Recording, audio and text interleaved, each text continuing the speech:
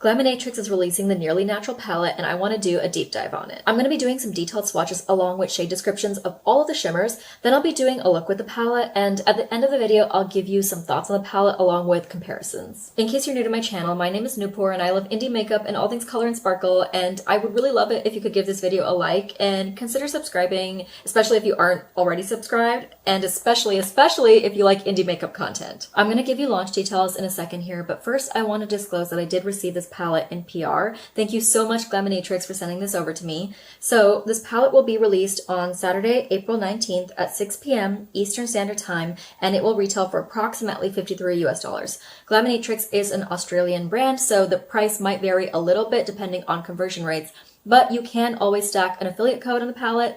Mine is Noopur. Thank you so much if you use it. It really does help me out, and it will save you 10%. Before we get into the close-ups and the swatches and all of that, I do want to mention, just in case you are not aware, that this palette is a revamp of the original Nearly Natural palette that has since been discontinued, and that palette had 15 shades while this one has 20. So 14 of those shades were carried over, but the formulas were updated to the new and improved Glaminatrix formula. The one shade that didn't carry over was totally changed to a sheer and sparkly topper. It's this shade up here, and then there are 5 brand new shades in the palette. When we get into the detailed up-close swatches, I'll be sure to mention which of the shades are new versus carried over, but I unfortunately do not have the original Nearly Natural palette to do proper comparisons, and I wish I did, but towards the end of the video I will compare it to Barely Basic as well as any other palettes that I feel like might have similar shades. Here's the cover of the palette. I wanted to take a minute to appreciate the packaging.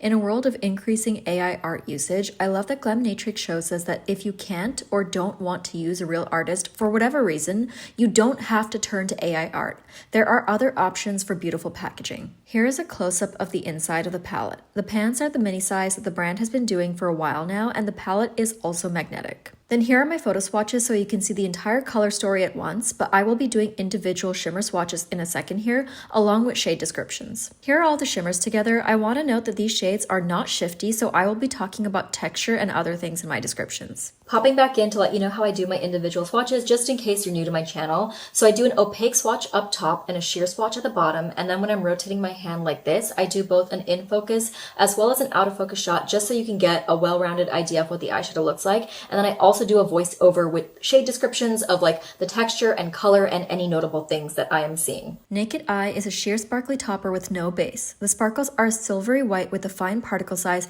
but it is incredibly sparkly, one of the most sparkly shades in the palette. It can be sheared out to a wet look finish, or you can build up the shadow a bit, but not to full opacity. Stripped Back has a pigmented muted purple base with mostly silvery purple sparkles, but also a few specks of gold. The particle size is very fine and the shadow is very smooth. It has a medium amount of sparkle relative to the other shades. It's a bit more on the metallic side. Unveiled has a bright coral warm pink base with a metallic pink sheen and a ton of silver sparkle. It's a step up sparkle-wise from the previous shade. The particle size is still very fine and it's a smooth shade. Sultry has a pale neutral rosy base with champagne sparkles. I cannot really make out distinct multicolored sparkles, but it still has a dimensional finish. There are some more medium-sized sparkles mixed in with fine particles. It is one of the most sparkly shades in the palette. Nearly Natural has a warm rosy base with the same formula as Sultry, meaning it is just as sparkly but in a different color. However, it does not have that same slightly dimensional quality. New Nude has a pale yellow base with a gold sheen that has a fine particle size and silver sparkles that stand out against that base. It is still a smooth shade with the same sparkle level as Unveiled. Exposed has a light neutral base with a warm olive-leaning gold sheen and silver sparkles that stand out against the base. It has the same formula and finish as the previous shade. Raw is a red-leaning copper shade with some silver sparkles throughout. It has a similar formula to the previous 2 shades, but the silver sparkles don't stand out quite as much and therefore it's not as sparkly. Second Skin is a more true copper shade with some gold sparkles throughout. The gold sparkles kind of get eaten up by the copper sheen, making this the least sparkly shade in the palette. It is very smooth. Smolder is the first baked shade from Glaminatrix. It has a black base with a charcoal sheen and twinkling larger silver sparkles.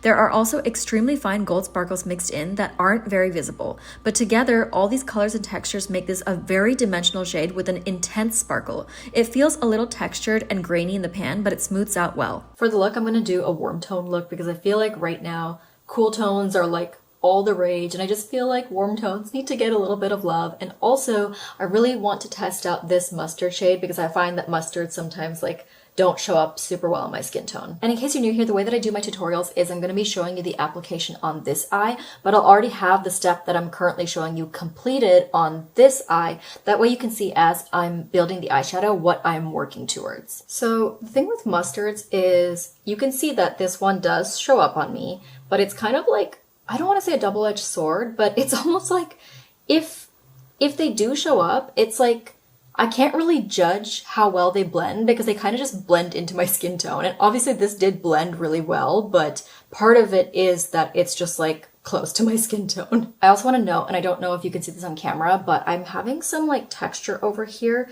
The skin over here is very dry and irritated, and it's just kind of like, it doesn't feel good to blend eyeshadow over there, so I didn't build up the eyeshadow too much right there. I do feel like this eyeshadow built up really well, even with my, you know, build and blending style. I feel like it didn't take too many dips to get this pigment level. I feel like I'm always saying I do pretty simple looks for these like palette coverage videos, but I feel like especially with this palette being essentially a neutral palette, I just want to keep things very nice and simple. Now I'm going to pick up this shade over here. So this shade did have more kick up in the pan than the mustard, and I made sure to top off my brush pretty well because I definitely don't want any fallout. I dip back in a second time because I just want it to be very dark and smoky on the outer corner here, and I'm going to slowly start blending it out. I chose this shade because it's got the warmest undertone of all three of the deepening shades, and I just felt like it would go best with the mustard shade. And it definitely is blending really well into that mustard, even though there is quite a bit of difference in their depth levels. I find that sometimes when that's the case, eyeshadows won't blend together very well, but these are blending together very easily. I feel like this is a sign that Glaminatrix really has improved their matte formula because I have some of their older palettes, and I won't say that those mattes are bad, but these are a lot easier to work with in terms of blending into each other as well as just like out into nothing. I feel like some of the shades in the Sugar and Spice palette specifically were just a little bit difficult to work with, but in their more recent palettes, I don't find that to be the case. I feel like another sign that these are indeed pretty easy to work with is that not only do I have this textured spot right here, but my eyelids are just super dry right now. I've been doing like 2 looks per day for the last few days, just like I've had some like paid gigs and stuff like that, which I'm very grateful for, but my eyelids are suffering. And so the fact that these are blending out pretty decently, I think is a sign that they're very good quality. Just taking this matte over here on the lower lash line to connect it to the outer corner, as well as the mustard matte on the inner part of my lower lash line. Moving on to the shimmers, I'm going to dip into this shade over here. I'm putting this on the inner third of my lid and just kind of like, I'm putting the bulk of the pigment in the very inner part and then feathering it outwards. So that was one layer, and because my eyes are pretty dry and I'm not using any kind of glitter primer, I am going to go in with just a little bit more to increase the pigment, especially because this shimmer is one of the lightest shimmers in the palette, so I want it to be really bright right here. So now for the middle of the lid, I'm going to be using this shade over here, which is the namesake shimmer of the palette. This is Nearly Natural. This shimmer is one of the more sparkly shades in the palette. It's definitely a lot more sparkly than this shade over here, and it's super, super pretty. I did get some fallout with this shade because it's a bit more textured than the first one, and it's not even like that texture, it's just the first one was super, super smooth. But this one also does smooth out very well on the lid. Now I'm very curious about the Bake shade, so I'm going to take very little of it on this tiny smudge brush, and then I'm going to spray it with a little bit of Fix Plus. I'm going to start by laying this very close to my lash line on the outer edge over here, kind of like a smoky liner almost.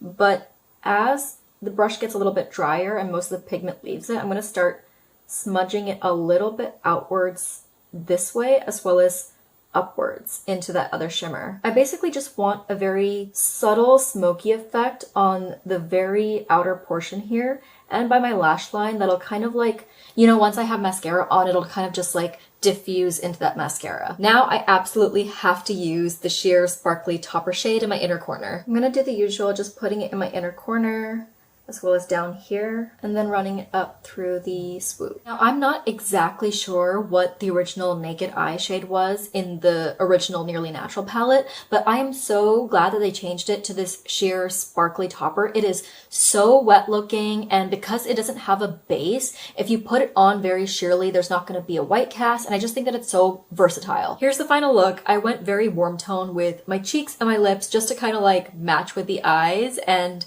I really like how it turned out. I don't feel, you know, natural, nearly natural, but I do feel very, very pretty. Here's a look in my other lighting setup so you can see all of that texture and the sparkle.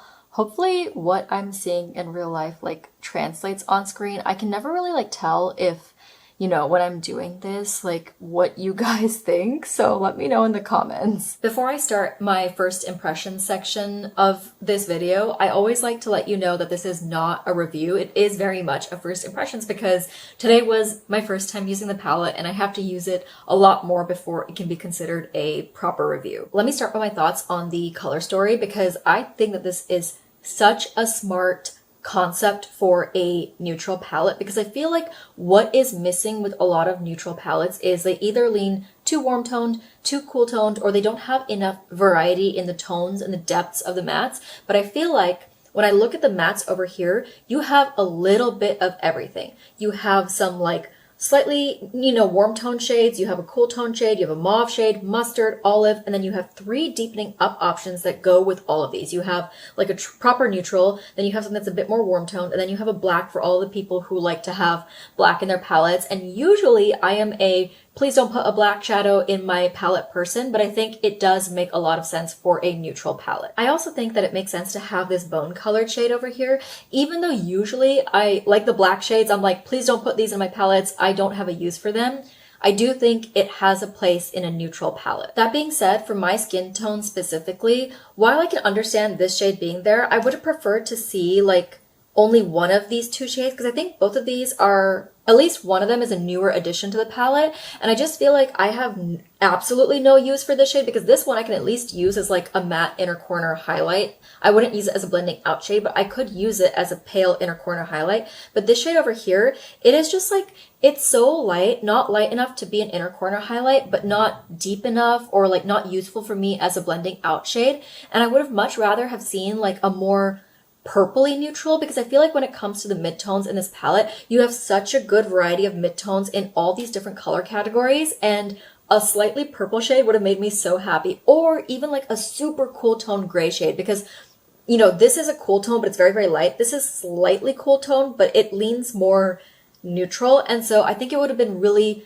like great to have a truly super cool tone, like almost gray leaning shade. But again, that's just for my particular skin tone. I can totally understand that if you are more on the fair side, it would be useful to have both of these shades here for blending. But while we're at it with my opinion, I know I said that I understand that there is a black shade in this palette. I totally get it, but for my personal preferences, I would have loved to see like a more charcoal shade, like a more grayed out shade. And if this had been a more like purpley gray shade, it would have gone so well with it. And then this would have been like my perfect assortment of neutrals. That being said, I totally understand why they didn't put like a more purpley and more cool toned charcoaly shade in there because those shades exist in Barely Basic. You have this like purpley mauve shade over here, and then you have those ultra cool tones that I was talking about over here. So I can see why they didn't want to get repetitive. Also, I will be doing proper comparisons to this palette later on. And the great thing about Glaminatrix palettes is because they are magnetic, I could, if I absolutely wanted to, I could rearrange the pans and curate my perfect palette, but I'm also happy to just use Barely Basic in conjunction with Nearly Natural. So let's go back to Nearly Natural and talk about the shimmers a little bit, because from what I understand, all of these shimmers have been updated from the original Nearly Natural, which again, I don't have, so I can't tell you what those shimmers were like, but what I can tell you is that the shimmers in this palette are phenomenal. I feel like you have a very good variety of shimmers in depth, in tone, in texture, in formula. There is a little bit of everything in this palette, which I think makes it super, super versatile. You already saw the difference in textures in the detailed swatches, so I won't be going through them individually, but I do want to make note of a couple specific shimmers. So I'm going to start with these two down here because I feel like they are the least sparkly shimmers in the palette, particularly this one. But I think the addition of this sheer sparkly topper is so smart because you can add that over any of the other shimmers to kind of amp up the sparkle and take it to a whole new level. I also really appreciate that within the other shimmers that are pretty sparkly, like, you know, the rest of these shimmers are all fairly sparkly, but they have varying levels of sparkle. So I feel like, you know, these two shades over here are like super, super sparkly and are maybe like some people may not want to use those for everyday wear. It might be too much. But then you have shimmers like these two down here and even a couple of these that are like sparkly, but just not as loud as the other shimmers, and I think those are a lot more friendly for like maybe everyday office wear depending on what your office is comfortable with. So I appreciate that this palette is kind of like a one-stop shop when it comes to special shimmers. Lastly, I need to talk about this baked shade over here because when Glaminatrix first started teasing this palette and revealed that there was going to be a baked shade, I was super, super excited. I think when most of us think of baked shades, we think of, you know, Pat McGrath's Motherships and the baked shades in there. And I can tell you that this is not like that. I don't own any Pat McGrath, but I've swatched the shadows plenty of times and brought home the swatches from Sephora, compared them to indie shadows and all of that. So I'm familiar with what they look like. And this is not like that because to me, it almost seems like this shadow has that like, you know, that diamond-like twinkle that baked shades have, but amongst a more metallic base, which you definitely see those sparkles catching the light in a special way, but it's not as impactful as like a fully baked shade, if that makes sense. That being said, it definitely is different from like these two shades up here, which I would say are two of the most sparkly shades in the palette, as well as this one over here. It is a different kind of sparkle in those shades because I feel like these are very high shine all the way through and very sparkly. And this one is like a very sheer wet looking type of sparkle versus this one, which has those like very impactful like sparkles. They just catch the light in a totally different way than the other shades. And I really want Glaminatrix to make this type of formula in shades that are not a black, because like for me personally, I'm just not going to use a black shade like this all over my lid. I'm probably going to use it as like an accent or maybe just on the outer corner or something like that, maybe on the lower lash line or for like a very more like editorial look, but I'm not going to like wear it for my day-to-day makeup just personally. Obviously, like I'm not saying that you can't do that, but just for me, I would love to see this formula in different colors. I'm very, very excited for future Glaminatrix palettes to have this formula. So again, I just want to note that I think Glaminatrix did an excellent job of making a palette full of sparkly shades that are just such a diverse variety of sparkle, if that makes sense. Because I feel like I have tried so many different indie sparkly shades, and this palette has like a little bit of everything. So now let's do some comparisons, starting with Barely Basic, because I think this is the palette that is the most similar to Nearly Natural. It is also a very heavily neutral palette. I'm going to start with the shimmers. So the main difference with this palette is that that top row is all iridescence, and you don't technically have any true like multi-chrome iridescence in this palette. You have Naked Eye, which is the sheer sparkly topper shade, which I guess could kind of qualify as an iridescent, but it's not like what I think of when I think of iridescent, if that makes sense. And then with the second row of shimmers in Barely Basic, the formula of these shimmers is like these two shimmers up here. So they are very, very sparkly, very high shine and reflective. But the difference with this palette is one of those shimmers in the second row, as well as all of the iridescents, are shifty, versus in Nearly Natural, none of the shimmers are shifty. And then I think in this palette, there's also one shade in the second row that has like distinct multicolored sparkles, but I feel like in this palette, the shades with multicolored sparkles, they're not super visible. And then as far as the mattes go, I did mention that, you know, in this palette, there is a big difference in the outermost columns of mattes. You have the purpley shades and you have those very cool tone charcoal shades. But then the middle two columns, I feel like the orange-y warm column, there's not a lot of overlap with this palette because the shade, yeah, I feel like they're a lot more orange heavy in this palette, but I will say the biggest similarity that I see is with the column of the greenish olive mattes, the murky ones in this palette. that middle shade is pretty similar to the olivey green in the bottom row of Nearly Natural. So in my opinion, I think that Glaminatrix did a really good job of differentiating Nearly Natural from Barely Basic, because when I first saw Nearly Natural revealed, I thought surely there's going to be like a good amount of overlap between the palettes, but there really isn't, especially when you look at the mattes. I think when you look at the shimmers, yes, there are a couple of similar shades, but again, there is enough variety between the two palettes that I don't think that there is going to be a ton of like, you're not going to be able to get a ton of like similar looks. They are going to be neutral, but I think like, of course it's going to vary from person to person, but like I highly value nuance in shimmers and mattes and undertones and things like that. So to me, it's worth it to have both these in my collection, but to you, that might not be the case. Another quick comparison that I want to do is Nearly Natural to Elegant Eyes, which is one of their mini 6-pan palettes. The other mini 6-pan palettes are all far more colorful, so there isn't a lot of overlap. But with this one, I feel like specifically the thing that I think is the most similar in this palette is this topper shade up here. It is pretty much identical to Naked Eye. Like maybe there is some super small nuance difference, but like to my naked eye, I can't really tell.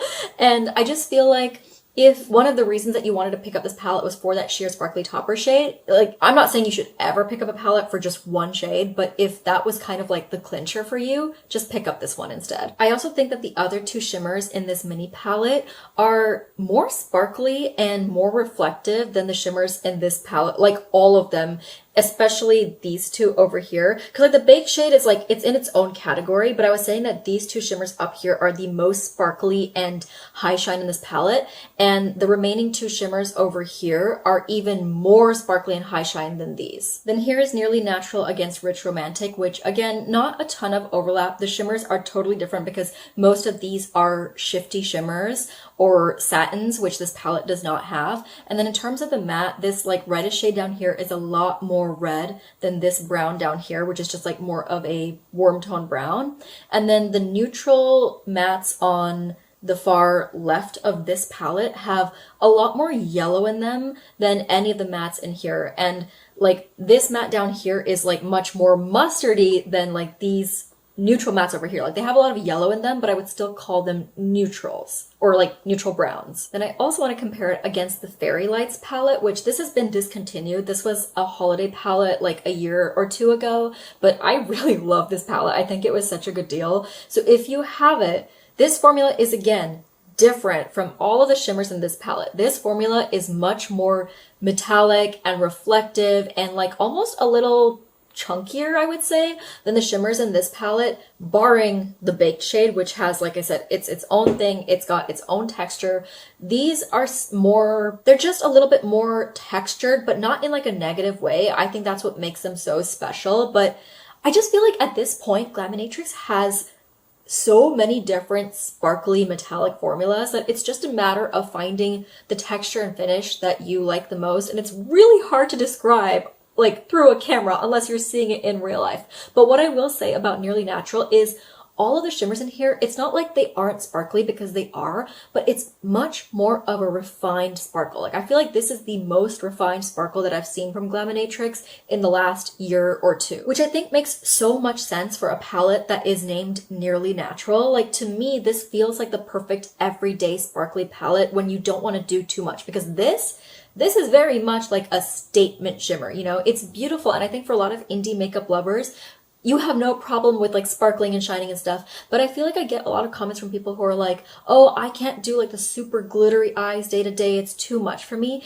And I think that Nearly Natural is just such a good everyday palette. This entire time, I've been looking at this eyeshadow in my mirror, trying to like place what it looks like, because when it comes to describing sparkly shadows, it's so hard to describe the nuance between them, right? And I think the deal with this sparkle is that it's very elegant. I know that they have a palette named Elegant Eyes, but those sparkles are statement sparkles. And I feel like these sparkles are just like more approachable, I think, to people who maybe don't have as much experience with indie eyeshadows. Like this look is sparkly, but also soft at the same time, like soft, S-A-W-F-T, soft.